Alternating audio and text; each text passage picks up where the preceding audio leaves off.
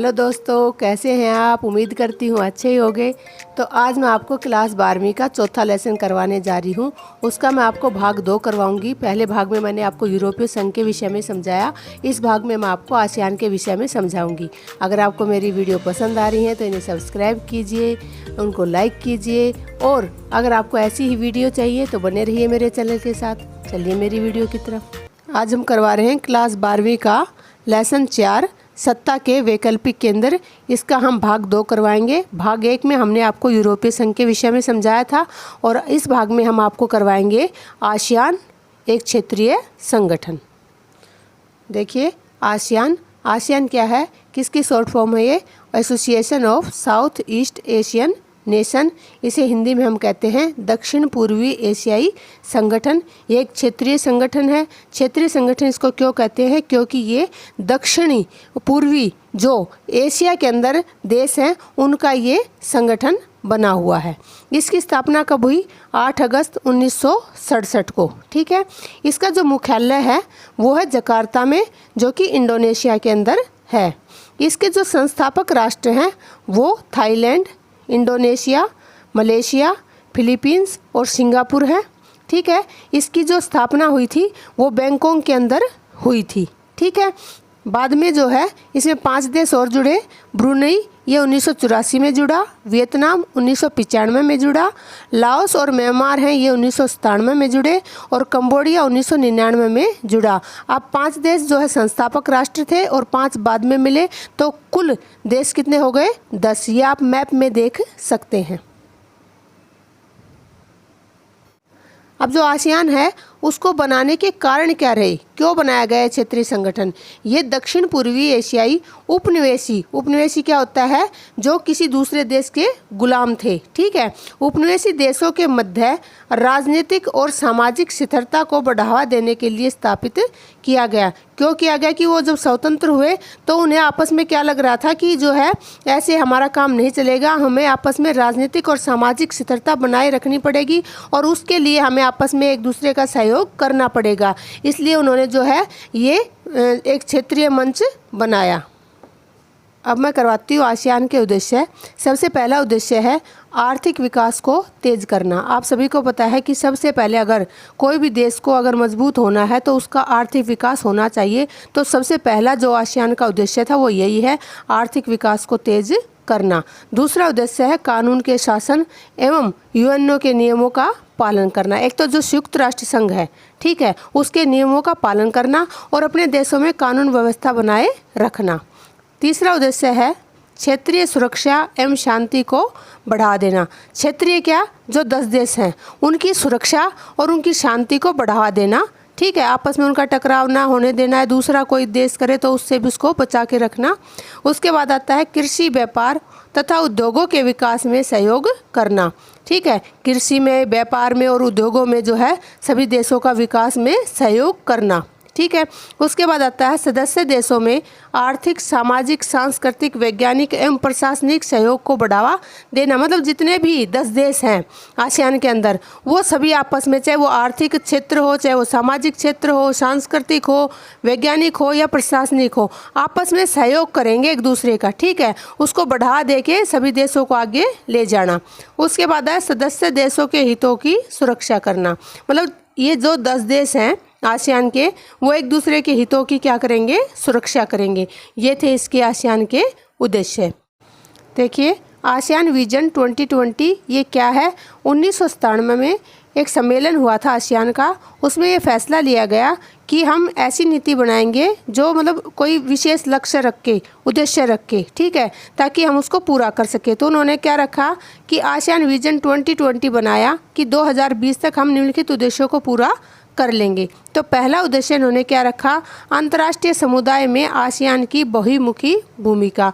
अब बहुमुखी भूमिका क्या होती है कि किसी एक स्तर पे नहीं, कि सामाजिक स्तर पे या आर्थिक स्तर पे। इसमें क्या है कि चाहे सामाजिक, आर्थिक, राजनीतिक, सांस्कृतिक सभी स्तरों पे जो है आसियान अपनी भूमिका निभाएगा। दूसरा क्या है, सभी आपसी विवादों का समाधान बातचीत के माध्यम से हो। जितने भी सदस्य राष्ट्र आसियान के अंदर हैं, अगर उनमें विवाद हो जाता है या किसी बाहरी राष्ट्र राष्ट्र में किसी का विवाद हो जाता है तो सबकी जो समस्या है उसका समाधान किससे हो, बातचीत के माध्यम से हो, मतलब युद्धों से बचा जाए। ठीक है।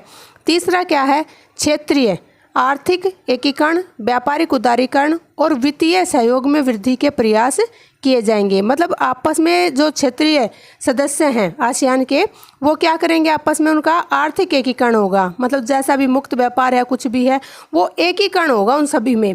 व्यापारिक उदारीकरण, आप सभी को पता है व्यापार में उदारता अपनाई जाएगी। ठीक है।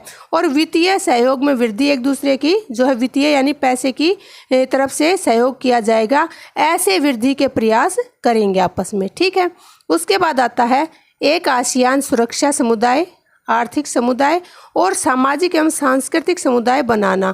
और इन्होंने एक जो उद्देश्य रखा वो क्या था कि आसियान के अंदर एक सुरक्षा समुदाय बनाया जाएगा, एक आर्थिक समुदाय बनाया जाएगा और एक सामाजिक और सांस्कृतिक समुदाय बनाया जाएगा।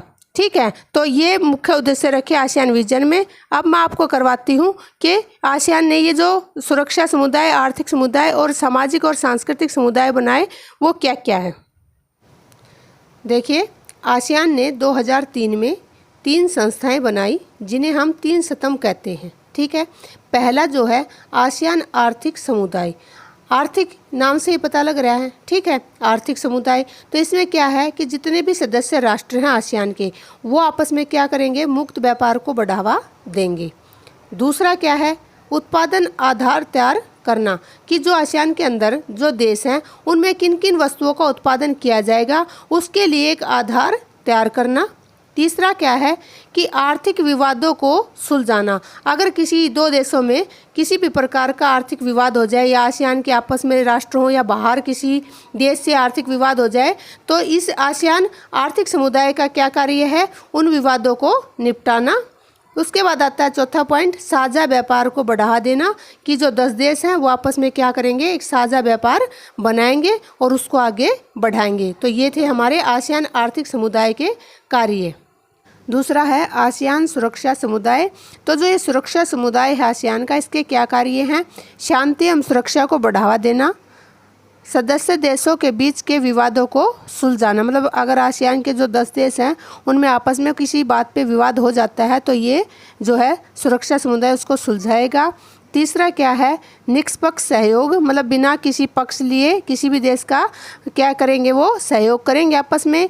संप्रभुसत्ता का सम्मान, चाहे राष्ट्र छोटा है या बड़ा, सभी की जो है संप्रभुसत्ता जो है उसका सम्मान करेंगे। और अहस्तक्षेप की नीति को अपनाएंगे, मतलब दूसरे राष्ट्रों में कोई भी हस्तक्षेप नहीं करेंगे। ये थे सुरक्षा समुदाय के कार्य।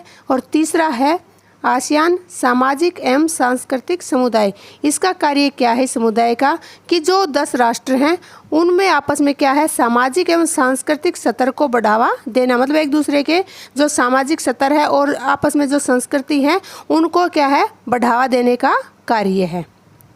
आसियान शैली, शैली क्या होती है, कार्य करने का तरीका, यानी आसियान कैसे कार्य करता है। अनौपचारिक है, ठीक है, टकराव रहित है, इसमें कोई टकराव नहीं है किसी भी तरह का। सहयोगात्मक, यानी आपस में सभी राष्ट्र आपस में सहयोग करेंगे। ठीक है। और ये आसियान एक ऐसा वातावरण तैयार करता है जो कैसा हो, मेल मिलाप का वातावरण हो। ठीक है। तो आसियान इन तरीकों से जो है अपना कार्य करता है। अब हम करवाते हैं आसियान के झंडे के बारे में। इसमें आप देख सकते हो नीला रंग है, यह शांति और स्थिरता का प्रतिनिधित्व करता है। जो लाल रंग है वो साहस एवं गतिशीलता को दर्शाता है। इसके अंदर जो सफ़ेद रंग है वो शुद्धता को, और पीला रंग समृद्धि का प्रतीक है। इसके बीच में जो 10 धान की बालियां हैं ये आसियान देशों की एकता को दिखाती है। आप सभी को पता है कि आसियान के सदस्य राष्ट्रों की संख्या है 10। तो ये बालियां किसको दर्शाती हैं, उनकी एकता को दर्शाती है। आप झंडे में इनको देख सकते हैं। अब हम करवाते हैं भारत और आसियान के संबंधों के बारे में। क्या है कि शुरुआत में जब आसियान बना तो भारत का उसमें कोई भी इंटरेस्ट नहीं था, वो इसके साथ कोई किसी भी रूप में संबंध स्थापित नहीं करना चाहता था। लेकिन आसियान के बढ़ते प्रभाव को देखकर भारत ने इसकी ओर अपने कदम बढ़ाए। उसे ऐसा लगने लगा कि आज के समय में इस क्षेत्रीय मंच के साथ जुड़ना आवश्यक हो गया है। भारत ने सबसे पहले 1951 में पूर्व की ओर चलो नीति अपनाई। ठीक है। और इस नीति को किसने लागू किया? 1991 में प्रधानमंत्री नरसिम्हा राव ने लागू किया। लेकिन बाद में इसको जो है अटल बिहारी वाजपेयी और मनमोहन सिंह ने भी जो है कंटिन्यू रखा। उसके बाद हम करवाते हैं इसके कारण। देखिए, भारत के आसियान के साथ संबंध बनाने के जो कारण हैं वो इस प्रकार है। पहला कारण है भारत द्वारा आसियान के देशों के साथ अपने आर्थिक, सामाजिक और व्यापारिक सामरिक संबंधों को बढ़ावा देना। ठीक है। दूसरा कारण क्या है कि भारत भी एक जो है क्षेत्रीय शक्ति के रूप में उभरना चाहता था, एक क्षेत्रीय शक्ति के रूप में स्थापित होना चाहता था। तीसरा कारण क्या रहा कि चीन का जो प्रभाव बढ़ रहा था इस एरिया में, किस एरिया में? आसियान के अंदर जो चीन का प्रभाव बढ़ रहा था उसको संतुलित करना चाहता था भारत। ठीक है। तो ये 3 मुख्य रीजन रहे। इसके बाद मैं करवाती हूँ आपको एक्ट ईस्ट पॉलिसी 2014। देखिए, अब तक आपने देखा कि 1991 में नीति बनी पूर्व की ओर देखो, पूर्व की ओर चलो। इसमें क्या था कि भाई मतलब जितने भी प्रधानमंत्री आए वो उसी को लागू करते रहे। लेकिन 2014 में जब नरेंद्र मोदी जी आए तो उन्होंने कहा कि देखने और चलने से काम नहीं चलेगा, हमें वहाँ पर एक्ट करना पड़ेगा, काम करना पड़ेगा। तो उन्होंने एक नीति बनाई, एक्ट ईस्ट पॉलिसी, मतलब कार्य करना होगा कहाँ? ईस्ट में। ठीक है। और पॉलिसी मतलब नियम।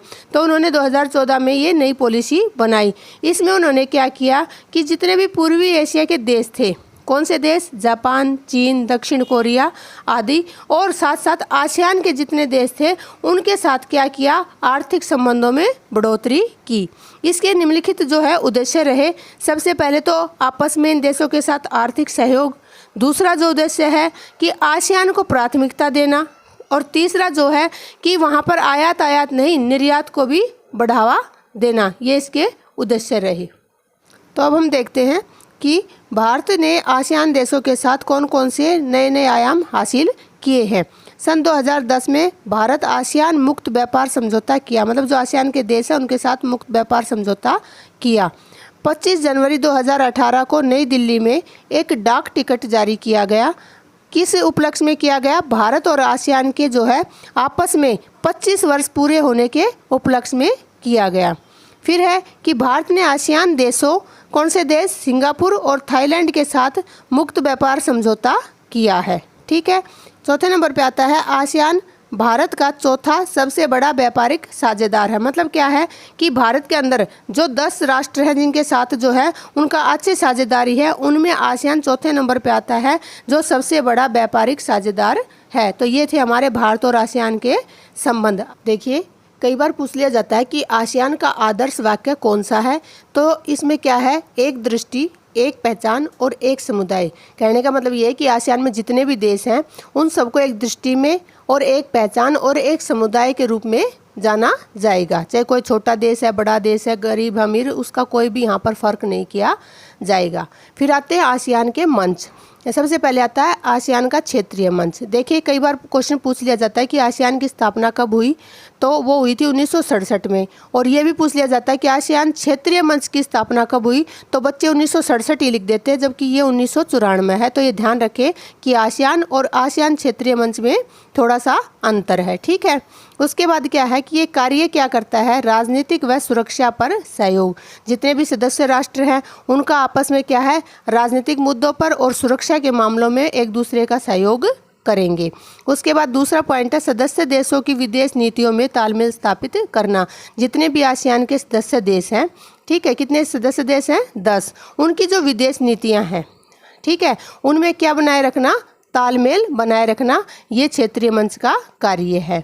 इसकी सदस्य संख्या कितनी है? 27। क्षेत्रीय मंच की 27 और आसियान की है 10। ये दोनों चीज़ों में डिफरेंस रखना। ठीक है, ये गलती मत करना। उसके बाद आता है दूसरा आसियान +3। अब प्लस आपको पता ही है, ठीक है, 3 मतलब 3। तो आसियान ने 1997 में 3 देश और प्लस किए। वैसे तो इसके सदस्य राष्ट्र तो 10 ही माने जाएंगे, लेकिन ये भी जो है इसमें जुड़े। कौन कौन से देश? चीन, जापान और दक्षिणी कोरिया, ये भी आसियान के सदस्य बन गए। लेकिन ये क्या है? +3 में आते हैं, ना कि इसकी सदस्य संख्या में आते हैं। तो ये भी आपको ध्यान रखना है कि आसियान के सदस्य हैं 10 और ये इसमें जो है 3 +3 नीति के तहत जोड़े गए। ठीक है। और इसकी स्थापना कब हुई थी? 1997 में। तो अब क्वेश्चन बनता है आगे कि आसियान की उपयोगिता क्या है? ये ऐसे भी आ सकता है आसियान की जो है प्रासंगिकता क्या है, ऐसे भी आ सकता है आसियान की भूमिका क्या है। मतलब 3 तरीके से प्रश्न आ सकता है, लेकिन इसका आंसर जो है वो यही होगा। ठीक है, तो ध्यान से सुनिए। आसियान तेजी से बढ़ता हुआ क्षेत्रीय संगठन। एक तो ये बहुत ही तेजी से अपना विकास कर रहा है, और जो इसके विकास को देख के अलग अलग बड़े बड़े देश जो है वो भी इसके साथ जुड़ते आ रहे हैं, जैसे अमेरिका है, चीन है, जापान है, बड़े बड़े देश इसके साथ जुड़ रहे हैं। ये क्या करता है, युद्ध की बजाय बातचीत के माध्यम से विवादों को सुलझाना। मतलब इसका दूसरा जो चीज़ है वो क्या है कि ये युद्ध नहीं करना चाहता। ये क्या करता है, जो भी मुद्दे हैं उनको बातचीत के माध्यम से सुलझाना चाहता है। ठीक है, इसके लिए 1999 से वार्षिक बैठक का आयोजन किया गया। इस विवादों से जो है, जो भी विवाद है उनको सुलझाने के लिए क्या करता है, एक वार्षिक बैठक करता है साल में। कब से, 1999 से इसने शुरू किया था ये, कि भाई वार्षिक बैठक होगी, उसमें आप अपने मुद्दों को रखिए और उनको हम बातचीत के माध्यम से सुलझाएंगे। तीसरा क्या है, तेजी से विकसित होने वाले देशों के साथ व्यापार और निवेश को बढ़ावा देना, जैसे भारत एवं चीन। ये क्या कर रहा है कि जो देश एक विकसित होने की कगार पे है, मतलब विकसित हुए नहीं है लेकिन अपना तेजी से विकास कर रहे हैं, जैसे भारत और चीन है, ये इनके साथ क्या कर रहा है, व्यापार और निवेश को बढ़ावा दे रहा है। ठीक है, अपना निवेश ये कहाँ पे कर रहा है, भारत और चीन के साथ कर रहा है। इससे अगला पॉइंट है, सभी सदस्य देशों सहित अन्य देशों को भी सहयोगात्मक क्षेत्रीय मंच उपलब्ध करवाना। ये ऐसा नहीं कि इसके जो सदस्य राष्ट्र हैं केवल वही इस मंच पे आ सकते हैं, नहीं, जो दूसरे भी देश हैं ये उनके लिए भी एक सहयोगात्मक, मतलब सहयोग करने वाली जो है क्षेत्रीय मंच उपलब्ध करवाता है। मतलब इस मंच पे आके एक दूसरे देशों से भी हम सहयोग की अपील कर सकते हैं या सहयोग कर सकते हैं। ठीक है, उसके बाद है सेवाओं एवं निवेश पर मुक्त व्यापार क्षेत्रीय मंच। जो सेवाएं होती हैं और जो निवेश होता है उसके ऊपर भी उन्होंने क्या किया है, मुक्त व्यापार किया है। ठीक है, मुक्त व्यापार करने वाला ये एक क्षेत्रीय मंच बन चुका है। किसके लिए, सेवा और निवेश के लिए। इस प्रकार हम कह सकते हैं कि जो आसियान विजन 2020 है उसके अनुसार अंतर्राष्ट्रीय समुदाय में जो है आसियान की कैसी भूमिका होगी, बहुमुखी भूमिका होगी। अब ये खाली व्यापारिक, आर्थिक, राजनीतिक नहीं, ये सभी रूप से जो है अंतर्राष्ट्रीय मंच पे सबसे सक्षम जो है क्षेत्रीय मंच बनकर उभरा। थैंक यू मेरी वीडियो देखने के लिए। अगर आपको मेरी वीडियो पसंद आ रही है तो मेरे चैनल को सब्सक्राइब कीजिए, मेरी वीडियो को लाइक कीजिए, और कुछ भी पूछना है तो कमेंट सेक्शन में आके मुझसे पूछ सकते हैं। बाय बाय, टेक केयर, मिलती हूँ अगली वीडियो में।